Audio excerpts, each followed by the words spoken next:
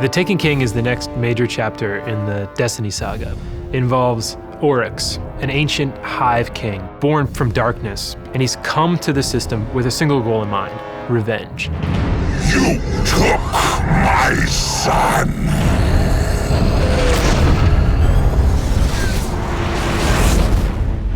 There's a cabal base on Phobos, and something's going on there, we're not quite sure, and the Vanguard have sent you to go investigate. We've intercepted a cabal distress signal on Phobos.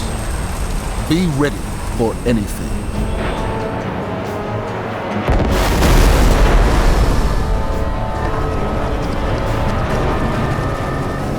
It's clear the cabal are not leading an invasion, but they're actually fleeing from an enemy. Oryx is here, and he's brought with him an evil army of corrupted Taken. Combatants that have been ripped out of our dimension and sent back with new powers and new abilities. And they're going to challenge players in new ways. You might be fighting against the Cabal or the Hive, and all of a sudden, Oryx drops his troops in there, and now you're fighting a completely different set of enemies.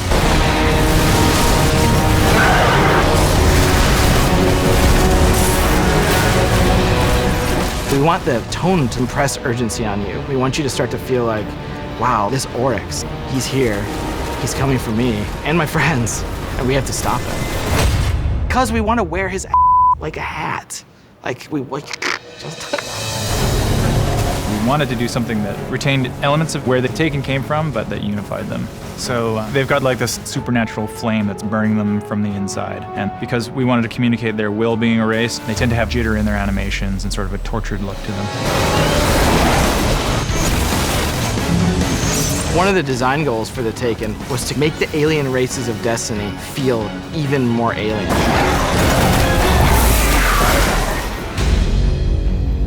In the Taken King, you're going to go to a new destination, Oryx, his dreadnought, his massive castle in the sky, and you're going to have to explore it, and you're going to have to track him down and find him.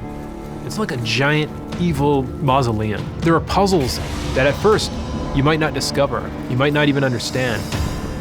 They've got prisons, summoning pits, they've got ceremony, and all those things are combined in this giant floating fortress. The place is ancient, it's millions of years old, and it's filled with loot. The city and the Vanguard realized we're not powerful enough to stop Oryx. We need to rediscover some of the lost arts of our forebears. And so you're sent off on a quest to discover these former powers that Guardians used to have. We have 3 new subclasses: the Night Stalker, the Stormcaller, and the Sunbreaker. The Night Stalker gives the Hunter a support class that he doesn't have right now, and allows him to bind his enemies with a void-powered bow and arrow. He brings that bow back, hits a guy, charges up, and then goes out, captures the other guys. Instead of just like a one-off, like, it's just a little bit more exciting. The Warlock is the Stormcaller, involves calling for a storm of arc energy to decimate your enemies. Gets down in crouch pose and then blasts out, lightning strikes him, he becomes infused with that energy, and now you're just roaming the map like an electric god. The Titan Sunbreakers are Solar Titan subclass. You get to wield this awesome flaming hammer.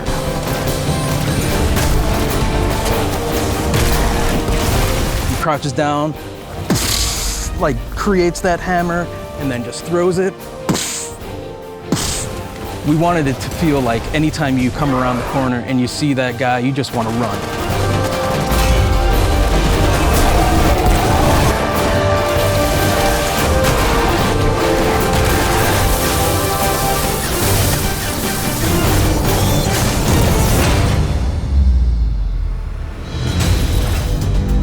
Mayhem is a brand new competitive mode in the Crucible. We wanted to see what happened when we let ability energy recharge and super energy recharge really quickly. How will you fare against utter chaos, Guardians? And that's where the name Mayhem comes from. So it's essentially team deathmatch, but everything is turned up to 11. Rift is Destiny's answer to a capture the flag style objective mode. Your team has to grab the spark and then bring it to the enemy team's rift. There's two ways you can do it. You can go in forwards and do the traditional dunk it right in. You can also backflip dunk, which nets you extra points for style.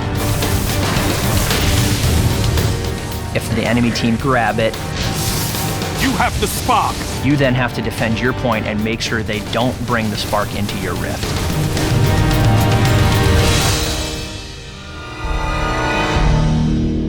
Destiny is a persistent world that is constantly moving forward, and this fall with the Taken King, it's taking a major leap. There's a new villain, new places to go, new enemies. There's new subclasses, there's all new exotics, new public events, new patrols, everything. We're doing amazing stuff with weapons that we're not even ready to talk about yet. We have new progress for your characters. Your Guardians are going to become more powerful than they've ever been. And yes, we're going to have a whole bunch of new strikes, and we have listened. Like, we know Valistark has too much health. We get it.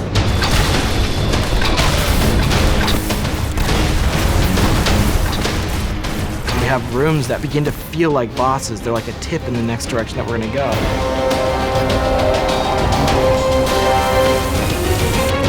And the team's been hard at work crafting our next big raid.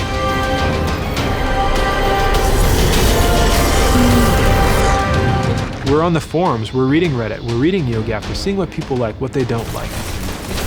We wanted them to see like speculative posts about what's where and what's how and how does this all work? Is there an extra chest in the Vault of Glass? Like, I'll never tell.